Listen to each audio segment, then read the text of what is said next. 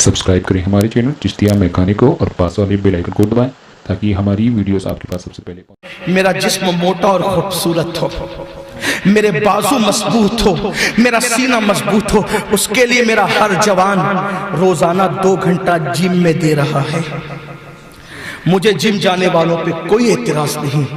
मैं तो अपने जवानों से कहता हूँ जिम जाओ, जिस्म मजबूत करो, ताकि लोगों को पता चले हमने नामर्द पैदा नहीं किए हैं, हमने फिर कोई सलाहुद्दीन को जन्म दिया है, हमने फिर कोई खालिद बिन वलीद का परतव पैदा किया है, हमने फिर फातेह खैबर की कुव्वतों का सदका हासिल किया है। जाओ जिम जाओ, लेकिन एक बात कहता हूँ गौर से सुनना, जिम जाओगे तो जिस्म मोटा होगा, बाजू बनेंगे, जिस्म मजबूत होगा, खूबसूरत होगा, लेकिन 2 घंटे जिम के लिए निकाला और 10 मिनट नमाज के लिए नहीं निकाला, नुकसान क्या होगा?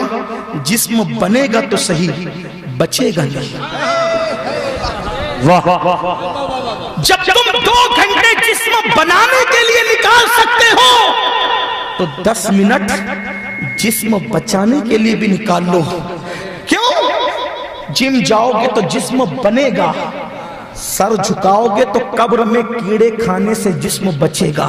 जी बेशक। और अगर तुमने नमाज नहीं पढ़ी, मस्जिदों को वीरान किया, सजदों से दूर रहे, तो ये तुम जो जिस्म तैयार कर रहे हो प्रोटीन खाकर, ग़िज़ाएं खाकर, ताकतवर चीजें खाकर, तुम अपना कोई भला नहीं कर रहे हो, कब्र के कीड़ों की ग़िज़ा तैयार कर रहे हो।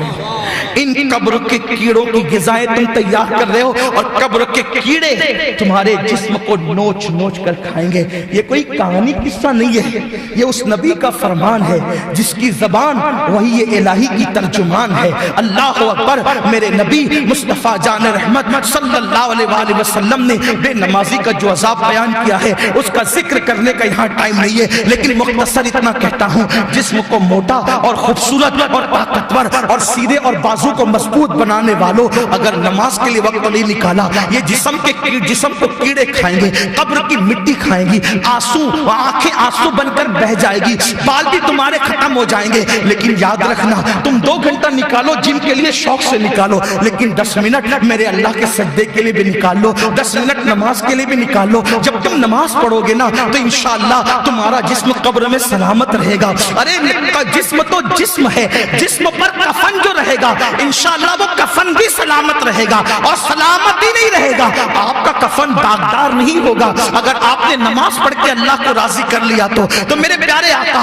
सल्लल्लाहु अलैहि वसल्लम के प्यारे दीवानों, अपनी आखिरत की तैयारी भी करो। तो अर्ज़ ये कर रहा था, हम अपने नबी से दूर हो गए हैं, कल्बी तौर पर दूर हो गए हैं। अल्लाह अकबर। मेरे नबी सल्लल्लाहु अलैहि वसल्लम जब दुश्मनों की कराह नहीं देख सकते, हमारी कराहें कैसे देख सकते हैं? लेकिन आज मुसलमान जब घर आता है, गेम खेलने बैठ जाता है, फेसबुक लेकर बैठ जाता है, यूट्यूब पर ज़िना के मनाजिर देखने बैठ जाता है। मेरे अजीज याद रखना, ये दुनिया में हम पहली और आखिरी मर्तबा आए, इससे पहले इस दुनिया में कभी नहीं आए थे, इसके बाद इस दुनिया में कभी नहीं आएंगे।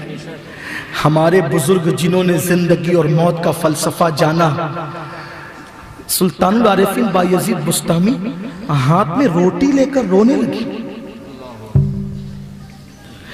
क्रिकेट के मैदानों में मोबाइल पर गेम खेलकर टाइम पास करने वालों, ज़िना के अड्डों को आबाद करने वालों, मस्जिदों को वीरान करने वालों, लड़कियों पे बदनजरी करने वालों, सूद के जरिए से हराम लुक़्मे अपने हलक में उतार कर जहन्नम की आग अपने पेट में भरने वालों, नुक्कड़ और चौक चौराहों पर और होटलों पर टाइम पास करने वालों, 3-3 घंटे फिल्में देख कर के बैठने वालों, बायजीद बुस्तामी सुल्तानुल आरिफीन अपने हाथ में रोटी का टुकड़ा लेकर के रो रहे। किसी ने पूछा, ए बायजीद रोटी लेकर क्यों रो रहे हो?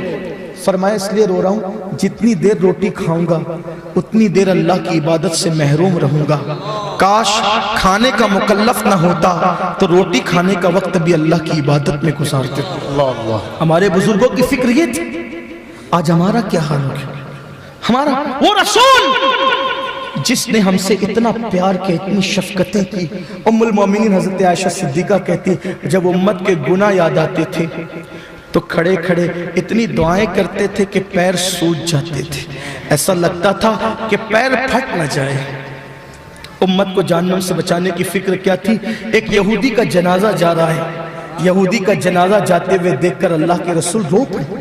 کسی نے کہا حضور یہ یہودی کا جنازہ ہے۔ سرکار فرماتے اسی لیے تو رو رہا ہوں کہ اس تک میرا پیغام نہیں پہنچا، یہ جہنمی ہو کر دنیا سے جا رہا ہے، کاش اس تک میرا پیغام پہنچ جاتا تو جہنمی ہو کر نہیں بلکہ جنتی ہو کر دنیا سے جاتا۔ آپ سوچو جو یہودی کے جہنم میں جانے کا اتنا احساس کرے، جب حضور کی کوئی امتی حجام کی کرسی پہ بیٹھ کے داڑھی مڈا کر جہنم خریدتا ہوگا، حضور کے دل پہ کیا گزرتی ہوگی؟ کانوں میں ایئر فون لگا کر جو گانے سنتے ہوں گے، حضور علیہ السلام کے دل پہ کیا گزرتے؟ بڑی معذرت کے ساتھ سنیوں، ایک بات ہمیشہ دل و دماغ میں رکھنا، طائف میں میرے نبی کو پتھر برسائے گئے، میرے نبی پہ طائف میں میرے نبی پہ پتھر برسائے گئے، اور اتنے پتھر برسائے گئے، واقعہ بتانا کوئی مقصود نہیں ہے، صرف اشارہ دے رہا ہوں، اتنے پتھر برسائے گئے کہ حضور کا پورا جسم خون سے لہو لہان ہو گیا، نالین خون سے بھر گئے، حضور بتقاضے بشریت بیٹھ گئے، کافروں نے اٹھا کر حضور کے پیروں پہ پتھر مارے، پنڈلیوں پہ پتھر، اس قدر حضور علیہ السلام نے تکلیف برداشت کی۔ لیکن یاد رکھنا، طائف کی وادیوں کے پتھر، طائف کی وادیوں کے پتھر اللہ کے رسول کو اتنی تکلیف نہیں پہنچاتے۔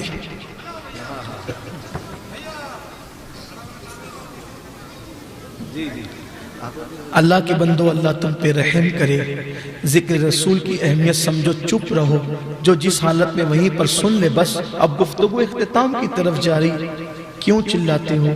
نہ چلاؤ، اس لیے کہ یہ اس رسول کا ذکر ہے جس کی بارگاہ میں صدیق اکبر جیسا انبیاء کے بعد سب سے افضل ترین مخلوق جب حاضر ہوتے تھے تو منہ میں پتھر رکھ کر جاتے تھے تاکہ آواز بلند نہ ہو جائے۔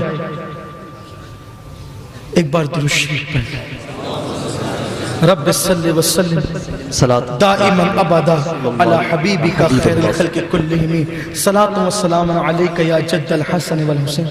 طائف کی وادیوں میں جو حضور پہ پتھر ڈالے گئے، حضور کو پتھروں سے زدکوب کیا گیا، وہ پتھر اللہ کے نبی کو اتنی تکلیف نہیں پہنچاتے جتنے امتیوں کے گناہ حضور کو تکلیف پہنچاتے، اس لیے کہ پتھروں کا اثر جسم پر تھا اور امتیوں کے گناہ کا اثر حضور کے دل پر۔